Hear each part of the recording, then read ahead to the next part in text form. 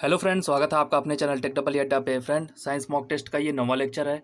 बाकी लेक्चर के लिए आप चैनल को सब्सक्राइब करिए, प्लेलिस्ट पे जाइए, वहाँ पे आपको वीडियो मिल जाएंगी। साथ में आपको आवर सारणी वाली वीडियो मिलेगी, प्लस मैथ की भी वीडियो मिलेंगी। बहुत सारी जानकारी मिलेगी, आप जाके चैनल पे चेक कर सकते हो। आज के वीडियो में हम आपको 18 सितंबर 2018 को जो आपका पेपर हुआ था ग्रुप डी का ही पेपर भी आपका है, तो ग्रुप डी के पेपर को सॉल्व करा रहे हैं। इसके अंदर पूछे गए साइंस वाले क्वेश्चन को यहाँ पे सॉल्व कराएंगे। ये आपका शिफ्ट 2 वाला पेपर है। तो यहाँ पे आपका पहला क्वेश्चन पूछ रहा है, किसी सैटेलाइट और पृथ्वी के बीच आकर्षण का गुरुत्वाकर्षण बल डैश को तेजी प्रदान करता है। एक आपकी पृथ्वी है, पृथ्वी के बाहर जो सैटेलाइट छोड़े जाते हैं, जिससे आपका इंटरनेट चल रहा है, ये भी सैटेलाइट के माध्यम से ही है। तो जो भी आपके सैटेलाइट छोड़े जाते हैं, ये नीचे क्यों नहीं गिर जाते हैं, ये आपके नीचे क्यों नहीं गिरते हैं? क्योंकि इस पे एक बल काम करता है जिसको कहते हैं अभिकेंद्री बल। अभिकेंद्री बल का कारण भी क्या है? पृथ्वी का ग्रेविटेशनल फोर्स। तो इस बल का नाम क्या है? अभिकेंद्री बल। ये है आपका अभिकेंद्री बल। अब अगर आपको अभिकेंद्री बल काउंट करना होगा, ये एफ कैसे निकालोगे? इसको कहा जाता है सेंट्रीपिटल फोर्स। तो ये अगर सैटेलाइट का द्रव्यमान है एम, और मानते हैं पूरे पृथ्वी का द्रव्यमान क्या है? Capital M. और पूरे पृथ्वी की त्रिज्या क्या है? Capital R. और यहाँ से दूरी स्मॉल आर की जगह एच मान लो, ये है एच। तो टोटल आपका जो सेंट्रीपिटल फोर्स होगा, जिसको भी केंद्रीय बल कहा जाता है, ये आपका होता है एम वी स्क्वायर। एम क्या है? उपग्रह का, और वी उसका वेग है, अपान आर प्लस एच। वहीं आपको पूछ देगा अगर गुरुत्वाकर्षण बल कितना होता है, इस उपग्रह पे कितना गुरुत्वाकर्षण बल लगाया जाएगा, तो ये इस फोर्स का मान होता है। टोटल आपका क्या होगा? पृथ्वी का द्रव्यमान कैपिटल एम, उपग्रह का द्रव्यमान एम, इंटू जी, जो आपका ग्रेविटेशनल फोर्स है आपका पृथ्वी का। गुरुत्वाकर्षण कितना है? जी, और कैपिटल आर प्लस एच। ये हो गया आपका गुरुत्वाकर्षण बल, ये वाला हो गया। और अभिकेंद्री बल कितना हो गया? ये दोनों का फार्मूला भी हमने आपको बता दिया। अभिकेंद्री बल ही काम करता है, जिसके कारण ये सैटेलाइट आराम से घूमता है, ठीक। और ये आपके जो एटमॉस्फेयर है उसमें नहीं गिर पाता है। अब इसके बाद चलते हैं अगले क्वेश्चन पे। अगला क्वेश्चन है, निम्नलिखित में से किन गतिविधियों में कहा जा सकता है कि कार्य किया जा रहा है? तो सबसे पहले हमको मालूम होना चाहिए कार्य होता क्या है। वर्क बराबर क्या होता है? जो आप बल लगाओगे, बल गुणे क्या? विस्थापन। विस्थापन को आप डी से दिखा दो या एस से दिखा दो। तो यहाँ पे हर्ष पुस्तक पढ़ रहा है, हर्ष पुस्तक पढ़ रहा है, क्या उसके द्वारा कोई विस्थापन हो रहा है? यहाँ पे कार्य क्या होगा? जीरो। इसके द्वारा कोई भी कार्य नहीं किया जा रहा है। पिंकी समतल सड़क पर अपने सिर पर पुस्तक रखकर चल रही है। पुस्तक रख के चल रही है, पिंकी है ये, सड़क पे कुछ दूर पे जाती है, प्लस जाने में इसके द्वारा फोर्स भी लगाया जाएगा। तो यहाँ पे पिंकी द्वारा क्या किया जा रहा है? कार्य किया जा रहा है। यहाँ पे कुछ भी इसका कार्य आएगा। श्रुति कुर्सी पर बैठी है, कुर्सी पर बैठी है, उसके द्वारा विस्थापन कितना है? जीरो। तो आपका कार्य भी कितना हो जाएगा? यहाँ भी जीरो। पहले केस में कार्य कितना है? जीरो, यहाँ भी जीरो। खुशी घर के दीवार को धक्का दे रही है, परंतु ऐसा करने में असफल है। तो वर्क डन, वर्क क्या होता है? फोर्स इनटू डिस्प्लेसमेंट, ठीक। तो यहाँ पे फोर्स तो लगा रही है, फोर्स है, लेकिन दीवार क्या हो रहा है? धक्का देने पे कोई भी उसमें मोमेंट नहीं हो रहा है, तो उसका विस्थापन कितना है? जीरो। तो यहाँ भी वर्क डन कितना हो जाएगा? जीरो। तो सिर्फ दूसरे केस में आपका वर्क डन आया है, वो कौन सा आया है? पिंकी समतल सड़क पर अपने सिर पर पुस्तक रखकर चली है, जहाँ पे इसका विस्थापन हुआ है कुछ दूर। ये आपका ऑप्शन 2 राइट हो जाएगा। अब इसके बाद चलते हैं अगले क्वेश्चन पे। अगला क्वेश्चन है आपका, देखिए प्रैक्टिकल से है। दूध वाला ताजे दूध में थोड़ा सा बेकिंग सोडा मिलाता है। दूध वाला ताजे दूध में थोड़ा सा आपका बेकिंग सोडा मिलाता है, ऐसा वो क्यों करता है? दूध के अम्लीकरण को रोकने के लिए, दूध के स्वाद को बेहतरीन बनाने के लिए, दूध में क्रीम बढ़ाने के लिए, दूध के गाढ़ेपन के सुधार के लिए। देखिए आपका दूध का क्या होता है? दूध जो होता है, पीएच मान कितना होता है? आपसे पूछ लेता है 6.5। 6.5। अगर दूध को कुछ देर तक हम ऐसे ही रखते हैं तो दूध क्या होता है? फट जाता है या तो जम जाता है। कभी भी आप जमे हुए दूध को टेस्ट करोगे तो वो क्या होता है? जो दूध होता है नॉर्मल, उससे ज़्यादा ही खट्टा होता है। तो उसका पीएच मान क्या हो जाता है? 6 से भी कम हो जाएगा। जो आपका जमा हुआ दूध है वो आपका 6 से भी कम हो जाएगा। ज़्यादा देर रखोगे तो दही जम जाएगा, तो दही और भी खट्टा होता है, ठीक है। तो जैसे जैसे दूध अम्लीय होता है वैसे ही वो क्या होता है? खराब। तो अम्ली से अब हम उसको क्या करेंगे? थोड़ा सा बेकिंग सोडा। बेकिंग सोडा आपका क्या है? क्षारीय विलयन है। बेकिंग सोडा आपका क्या होता है? ये होता है क्षारीय, और इसका पीएच मान भी लगभग 14 के आसपास होता है बेकिंग सोडा का। तो थोड़ा से मात्रा में अगर हम दूध में आपका क्या मिला देते हैं, बेकिंग सोडा को मिला देंगे तो दूध का पीएच मान क्या हो जाएगा, बढ़ जाएगा, जिसके कारण दूध क्या होता है, क्षारीय हो जाता है और अम्लीय नहीं होगा। अम्लीय नहीं होने पे आपका दूध फटेगा जल्दी नहीं। तो यही है दूध के अम्लीकरण को रोकने के लिए उसमें क्या मिला देते हैं, क्षार। बेकिंग सोडा क्या होता है, एक क्षार। ठीक, इसका पीएच मान भी क्या होता है, 14 के आसपास। दूसरे आवर्त से संबंधित मजबूत श्रृंखलन गुण वाले तत्व का इलेक्ट्रॉनिक विन्यास क्या कहलाता है। देखिए, अगर आपने अब तक आवर्त सारणी नहीं देखा है, प्लीज़ प्लेलिस्ट पे जाइए, वहाँ पे आपको हम रिकमेंड करेंगे आवर्त सारणी की वीडियो देख लीजिए। 50 से 55 मिनट के आसपास है, अभी हमको पूरा टाइम नहीं पता, लेकिन 1 घंटा से कम की वीडियो, उसमें सारी हमने आपको जितना भी आपका पेपर में आता है वो कवर करा दिया है। यहाँ पे आपको क्या पूछ रहा है, दूसरे आवर्त में, दूसरे आवर्त का मतलब पहला आवर्त, दूसरा आवर्त, इस वाले आवर्त में संबंधित मजबूत श्रृंखलन गुण वाले तत्व का इलेक्ट्रॉनिक विन्यास क्या है। तो सबसे ज़्यादा जो श्रृंखला बनाता है, आप सबको पता होगा, वो है कार्बन। सबसे ज़्यादा कार्बन क्या बनाता है, श्रृंखला बनाता है। तो कार्बन का परमाणु क्रमांक कितना होता है, कार्बन का परमाणु क्रमांक 6 होता है। अगर आप इसको फिल करोगे तो 2 और 4, ये आपको दिख गया, ये है कार्बन। सबसे ज़्यादा श्रृंखला कौन बनाता है, कार्बन बनाता है। ऑप्शन थर्ड अगर आप देखोगे 2 और 4, यह आपका हो जाएगा राइट। ठीक, बाकी 2, 6 किसका हो गया, ऑक्सीजन। ऑक्सीजन इतना ज़्यादा श्रृंखला नहीं बनाता है, सबसे ज़्यादा यौगिक बनाता है कौन सा, कार्बन। इसके कई अवरूप भी होते हैं, जैसे ग्रेफाइट हो गया, हीरा हो गया, बहुत सारे हैं इसके अवरूप। सबसे ज़्यादा श्रृंखला कौन बनाता है, कार्बन। और अगर आपसे पूछ देता है, जैसे कार्बन और कार्बन के बीच अगर एक बंध है, कार्बन और कार्बन के बीच अगर 2 बंध है, इसको क्या कहेंगे। कार्बन और कार्बन के बीच अगर 3 बंध है तो इसको क्या कहते हैं। ठीक, 3 बंध वाले को हम क्या कहेंगे। तो सबसे पहले एक बंध है तो इसको क्या कहते हैं, एल्केन। ठीक, अगर 2 बंध है तो आपको क्या कहेंगे, एल्कीन। और कार्बन के बीच 3 बंध है तो ये है आपका एल्काइन। ये क्वेश्चन आपके आए हुए हैं, इसलिए हम आपको यहाँ पे बता रहे हैं, दोबारा आपका रिवीजन हो जाए। तो कार्बन और कार्बन के बीच एक बंध है, कार्बन और कार्बन के बीच 2 बंध, कार्बन और कार्बन के बीच 3 बंध, ये क्या होता है, एल्केन। 2 बंध एल्काइन, 3 बंध क्या होता है, 2 बंध एल्कीन हो गया और 3 बंध हो गया तो क्या होता है, एल्काइन हो गया। तो सबसे ज़्यादा मजबूत श्रृंखला कौन बनाता है, कार्बन।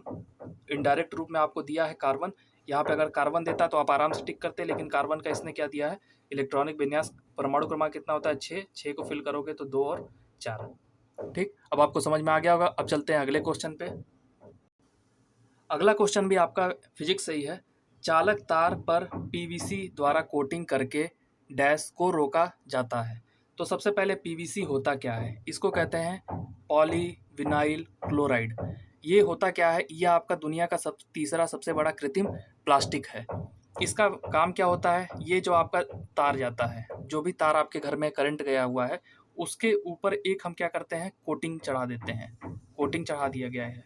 ठीक है, ये कोटिंग किस चीज़ का है, ये पीवीसी की कोटिंग होती है। पीवीसी की कोटिंग चढ़ा देंगे। अगर हम तार में पीवीसी की कोटिंग नहीं चढ़ाते हैं और मान लीजिए कोई एक तार और यहाँ पे आया है आपका, ठीक है, दोनों आपस में टच हो गए तो दोनों तारों के बीच क्या हो जाता है, शॉर्ट सर्किटिंग हो जाएगा। अगर इसके ऊपर क्या है, हमने पीवीसी का कवर चढ़ा दिया है, ठीक है, तो इसका भी करंट इसके अंदर, इसका करंट इसके अंदर, तार एक दूसरे में टच भी होते हैं तो भी हमारा कोई भी करंट फ्लो नहीं होगा। ठीक, तो इसको हम क्या करते हैं, शॉर्ट सर्किट से बचाने के लिए उपयोग करते हैं किसका, पीवीसी का कोटिंग। अब आपको समझ में आ गया होगा। अब वही फ्यूज क्या होता है, फ्यूज क्या होता है, ये होता है आपका शीशा प्लस टीन, दोनों को मिला के क्या बनाया जाता है, फ्यूज। एक निश्चित लिमिट से ज़्यादा अगर करंट फ्लो होती है आपके परिपथ में तो ये क्या होता है, मेल्ट हो जाता है। फ्यूज आपका क्या हो जाएगा, मेल्ट हो जाएगा, गल जाएगा और सर्किट को क्या कर देगा, ब्रेक। सर्किट आपका यहाँ पे हो जाता है ब्रेक। तो फ्यूज आपके सर्किट को बचाता है ओवर लोडिंग से। ओवर करंट जैसे ही पास होगा इसमें फ्यूज मेल्ट हो जाता है और ये I²R, ठीक, I²R, ये आपका हीट भी जनरेट होता है। इसी हीट से ये क्या होता है, मेल्ट हो जाता है। करंट अगर ज़्यादा हो जाएगा एक निश्चित लिमिट से तो ये क्या हो जाता है, मेल्ट हो जाता है। अब इसके बाद चलते हैं अगले क्वेश्चन पे। अगला काफ़ी इजी सा क्वेश्चन है आपका। 6 kg द्रव्यमान और 480 जूल स्थितिज ऊर्जा वाली एक वस्तु को ऊंचाई पर रखा गया है। जमीन से उस वस्तु की ऊंचाई ज्ञात करें। सिंपल सा क्वेश्चन है, आप सबको पता होगा स्थितिज ऊर्जा पोटेंशियल एनर्जी किसके बराबर होती है, आपका m इंटू जी इंटू एच। पोटेंशियल एनर्जी आपकी दे रखी है 480, m आपका दे रखा है 6 और आपका g दे रखा है 10। आपसे पूछा क्या है, h का मान आप नहीं निकाल लोगे, 1 0 से 1 0 खत्म, 6 से काटोगे 8 48, h आपका कितना हो गया, आपका 8 मीटर। 8 मीटर आपका राइट आंसर हो जाएगा। ठीक, अब चलते हैं अगले क्वेश्चन पे आपका। तो आप देख सकते हो यहाँ पे 8 मीटर आपका राइट आंसर है। अगला है आपका 4 कार्बन परमाणु वाले हाइड्रोकार्बन के साथ जुड़ने वाले को क्या कहा जाता है। देखिए 4 कार्बन है, 4 का मतलब क्या होता है, देखिए 1 कार्बन जुड़ेगा तो क्या होगा, 2 कार्बन जुड़ेगा तो क्या होगा, 3 कार्बन जुड़ेगा तो क्या होगा, 4 जुड़ेगा तो 5 जुड़ेगा, तो इसी तरह से आप आगे भी लेते जाओगे। 1 कार्बन जुड़ा है तो इसको कहते हैं मिथ, 2 कार्बन जुड़ता है इसको कहते हैं इथ, 3 कार्बन जुड़ेगा तो क्या कहेंगे, प्रोप, 4 जुड़ता है तो इसको क्या कहते हैं, ब्यूट, 5 जुड़ेगा तो क्या कहेंगे, पेंट, 6 जुड़ेगा तो हेक्स, 7 जुड़ेगा तो हेप्ट, 8 जुड़ेगा तो ऑक्ट, इसी तरह से 10 जुड़ जाएगा तो आपका 10 में क्या होता है, डेक। ठीक, तो यहाँ पे आपको पूछा क्या है, 4 कार्बन, तो यहाँ पे 4 कार्बन का मतलब क्या है, ब्यूट, 4 कार्बन आपका ब्यूट, 3 कार्बन के लिए प्रोप, 2 कार्बन के लिए इथ, 1 कार्बन के लिए मिथ, और हेप्ट का मतलब क्या है आपका, हेप्ट का मतलब यहाँ पे है 7 कार्बन। अगर आपसे ये पूछता तो ये आपका थोड़ा मज़ेदार हो जाता। 7 कार्बन के लिए क्या होता है, हेप्ट, हेक्स का मतलब क्या होता है, 6 कार्बन, हेक्स वाला हो जाएगा 6 कार्बन। सब हमने आपको बता दिया। अब चलते हैं अगले क्वेश्चन पे। अगला क्वेश्चन आपका फिर से देखिए पीरियडिक टेबल से आ गया, तो हम आपको रिकमेंड करेंगे पीरियडिक टेबल को आप जरूर देख के जाइए, वहाँ से आपका कॉन्सेप्ट क्लियर हो जाएगा। बिल्कुल आराम से समझाते हुए सब बताएं आपको। तत्व ए बी सी डी और ई जिसका परमाणु क्रमांक क्रमशः आपको दिया है 2 3 7 10 30, कौन सा तत्व समान आवर्त से संबंधित होगा। समान आवर्त, आवर्त सारणी में हमने आपको बताया आवर्त का मतलब क्या होता है, नाभिक के बाहर छल्लों की संख्या, नाभिक के बाहर छल्लों की संख्या, जैसे नाभिक के बाहर 1 छल्ला है तो ये आपका 1 आवर्त हो गया, 2 छल्ला है तो क्या हो गया, 2 आवर्त हो गया, 3 छल्ला है तो क्या हो गया, 3 आवर्त हो गया। इस तरह से हम आवर्त को डिफाइन करते हैं। तो नाभिक के बाहर छल्लों की संख्या कैसे लिखते हैं, जैसे 2 को आप क्या लिखोगे, 2 लिख पाओगे, 3 को क्या लिखोगे, 2 और 1। यहाँ पे कितने छल्ले हैं, 2 छल्ले, तो ये किस में आवर्त में है, सेकेंड पीरियड में है। यहाँ पे कितने छल्ले हैं, 1, तो ये 1 पीरियड में है, फर्स्ट पीरियड में है। 7 को आप कैसे लिखोगे, 2 और 5, यहाँ भी कितने हैं, 2 छल्ले, तो यहाँ पे जैसे छल्ले का मतलब आप समझ रहे हो क्या, ये है आपका नाभिक, नाभिक के बाहर 2 इलेक्ट्रॉन, ये है आपका नाभिक, नाभिक 1 है छल्ला, 2 छल्ला, 2 अंदर हैं इलेक्ट्रॉन और बाकी कितने हैं, 1 इलेक्ट्रॉन बाहर है। इसी तरह से यहाँ पे एक नाभिक है, नाभिक के बाहर 2 छल्ले हो गए, 2 इलेक्ट्रॉन इसमें हो गए, बाकी 5 इलेक्ट्रॉन आपके आउटर मोस्ट पे 5 इलेक्ट्रॉन हो गए। ठीक, इसी तरह से 10 को आप क्या लिख सकते हो, 10 को आप लिखोगे 2 और 8, इसमें भी 2 ही छल्ले हैं, और 30 को आप क्या लिखोगे, 30 में आपका 2 छल्ले से ज़्यादा होगा, 2 8 8 18। ठीक, तो 30 में आपका 2 से ज़्यादा छल्ला होगा तो इसको एक आवर्त में तो नहीं रख सकते। किसमें सिर्फ 2 ही छल्ले आए हैं, इसको भी आप बनाओगे तो इसमें भी कितने आएंगे, 2 छल्ले आएंगे। इसमें टोटल 8 हैं, 1 ठीक, बाकी 2, तो सब समान आवर्त वाले मतलब जिसके छल्लों की संख्या समान है। कौन कौन सा है, पहला वाला, तीसरा क्या है आपका, बी, 7 कौन सा है, सी, और 10 कौन सा है, डी। तो आपका बी सी डी, ऑप्शन 2 क्या है, बी सी डी, सब किस में होंगे, एक समान आवर्त में होंगे। आवर्त सारणी से क्वेश्चन था, थोड़ा कॉन्सेप्ट से आपसे पूछा है, ये सब हो जाएंगे आपका एक ही आवर्त वाले सारणी। अगर आपसे पूछता है यहाँ पे परमाणु क्रमांक, जैसे इनको फिट कैसे करेंगे, 2 किसका होता है आपका, हीलियम का, यह हो गया आपका हाइड्रोजन पहला आवर्त। दूसरा आवर्त क्या होता है आपका, लिथियम हो गया, बेरिलियम हो गया, बोरान हो गया, कार्बन हो गया, नाइट्रोजन हो गया, ऑक्सीजन हो गया, फ्लोरीन हो गया, और हो गया नियॉन।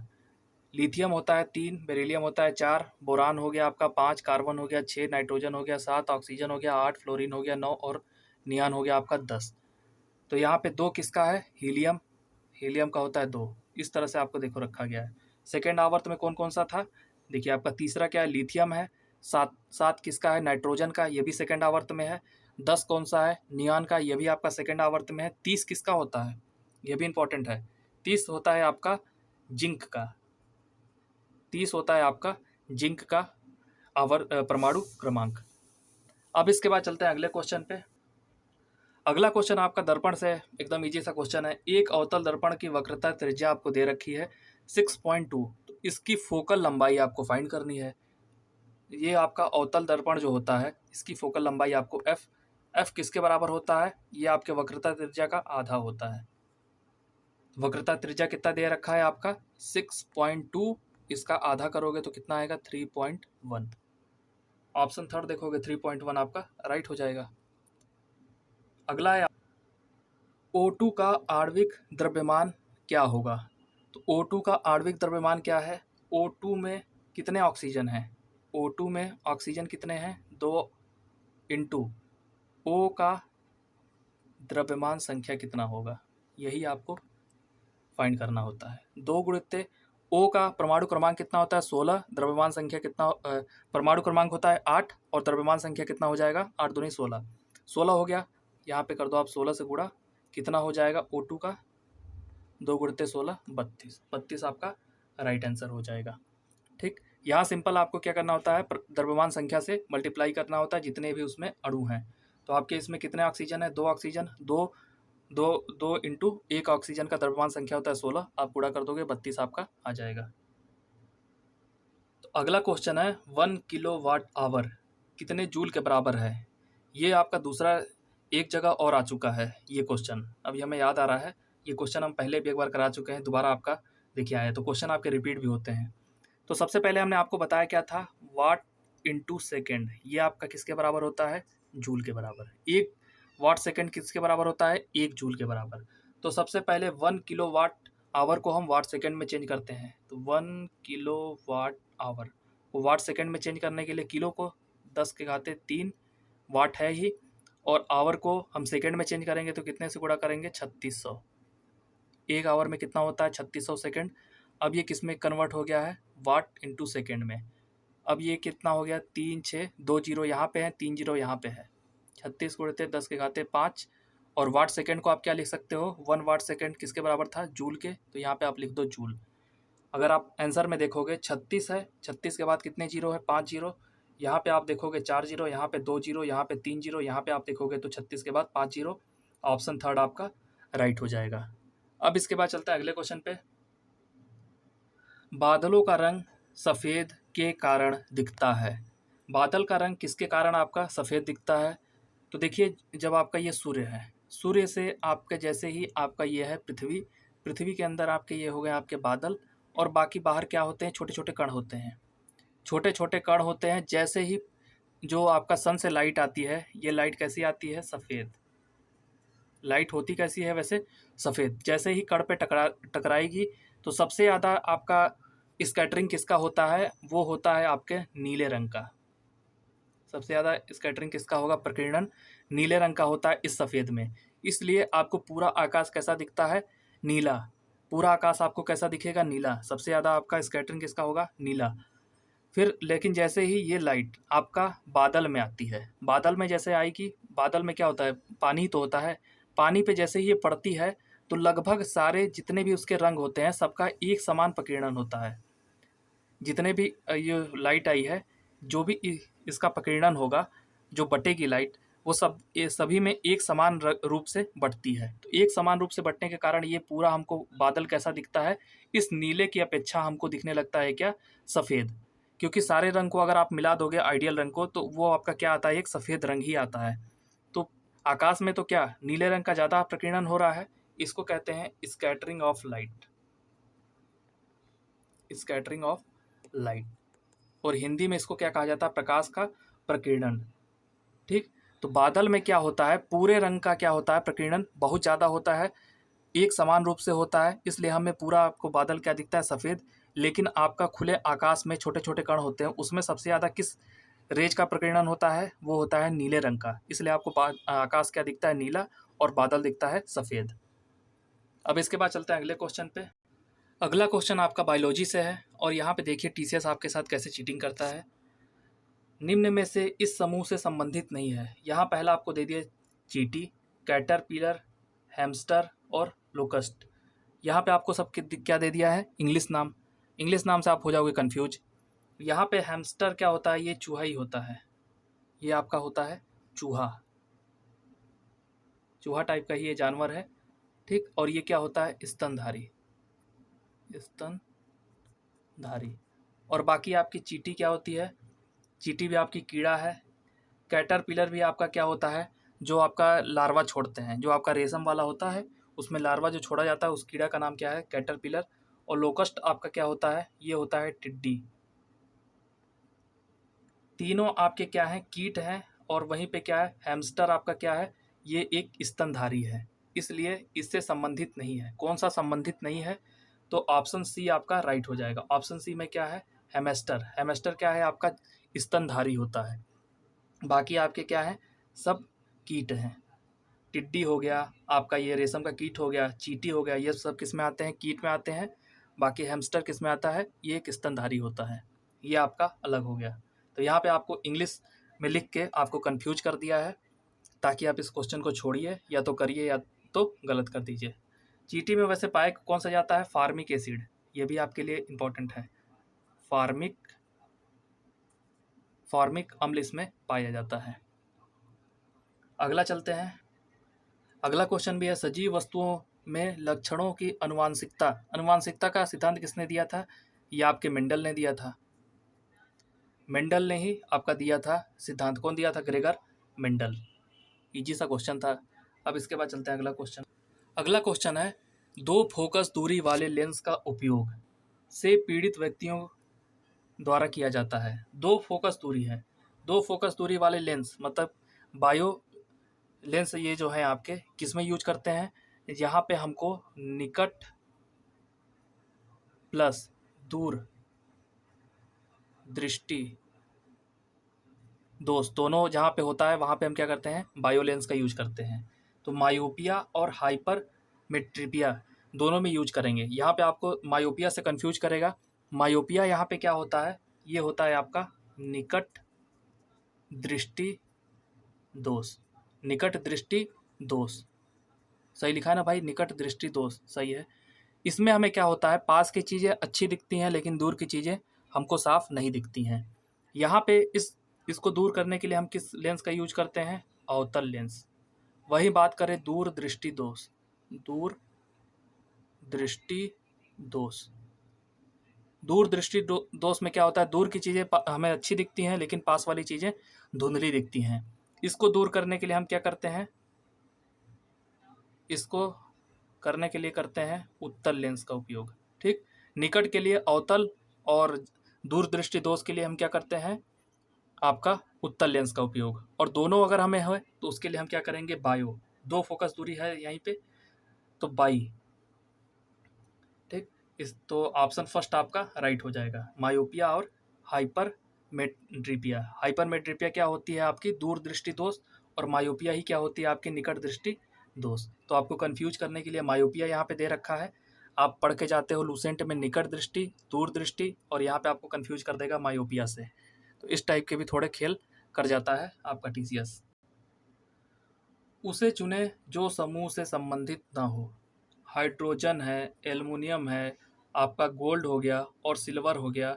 ये सब आपके क्या होते हैं, एल्युमिनियम, गोल्ड, सिल्वर, ये सब क्या है, आपके धातु हैं। हाइड्रोजन आपकी गैस है। सिंपल सा क्वेश्चन था।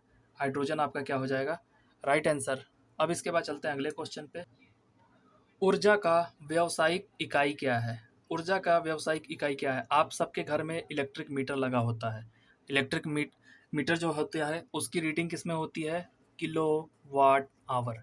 कितना किलो वाट आप कितने घंटे चलाए हो, तो ये होता है आपका किलो वाट आवर। और यही होती है आपकी यूनिट। एक यूनिट का मान कितना होता है, 100 वाट के बल्ब को अगर आप 10 घंटे चला लेते हो तो आपका 1000 वाट आवर, जिसको क्या कहा जाता है, 1 किलो वाट आवर, ये किसके बराबर होता है, 1 यूनिट के बराबर, ठीक। यही होती है आपकी 1 यूनिट। तो आपका किलो वाट आवर क्या है, व्यावसायिक इकाई।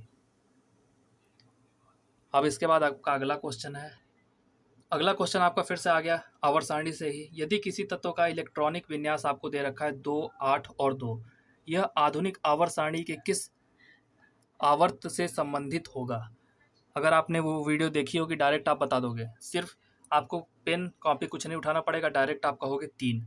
कैसे कहोगे? आवर्त का मतलब अभी हमने आपको बताया है क्या है। उसके बाहर, नाभिक के बाहर जो वलय होते हैं उनकी संख्या को ही हम क्या कहते हैं? आवर्त कहते हैं।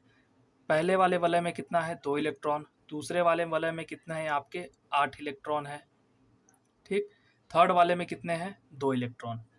यही तो अभी हमने आपको बताया था, 2, 8 और 3। नाभि के बाहर कितने इसमें छल्ले बनते हैं? 3 छल्ले बनते हैं। 3 छल्ले का मतलब क्या होता है? थर्ड आवर्त में है। थर्ड आवर्त को इंग्लिश में क्या कहते हैं? पीरियड। थर्ड पीरियड मतलब कि तीसरे आवर्त में हो जाएगा। ऑप्शन थर्ड आपका राइट हो जाएगा। तो ये वीडियो आपको कैसी लगी प्लीज़ कमेंट करके बताइएगा। अगर वीडियो पसंद आई हो तो इसको लाइक भी कर देना। चैनल पे नए हो तो प्लीज़ सब्सक्राइब भी कर लेना। Thank you for watching this video.